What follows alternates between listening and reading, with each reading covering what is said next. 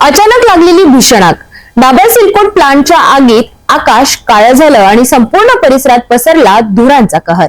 अचलपूर तालुक्यातील परसापूर जवळ प्लांट जळून खाक आणि नागरिक भयभीत।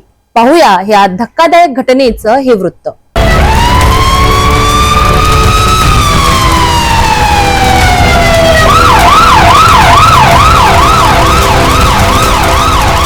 अचलपूर तालुक्यातील अंजनगाव रोडवर स्थित परसापूर गावाजवळील आशुतोष बर्डिया यांच्या डाबर सिलिकॉन प्लांटला अचानक आग लागल्याची घटना शनिवारी दुपारी उघडकीस आली। आग इतकी भीषण होती की काही क्षणातच आगीच्या ज्वालांनी संपूर्ण परिसर व्यापून टाकले। परसापूर आणि परिसरातील नागरिक मोठ्या संख्येने घटनास्थळी धावले। तात्काळ अचलपूर नगरपालिका आणि अंजनगाव नगरपालिका यांच्या फायर ब्रिगेडना पाचारण करण्यात आलं। फायर ब्रिगेडच्या जवानांनी अथक प्रयत्न करत आगीवर नियंत्रण मिळविलं, मात्र त्यावेळेपर्यंत संपूर्ण प्लांट जळून खाक झाला होता।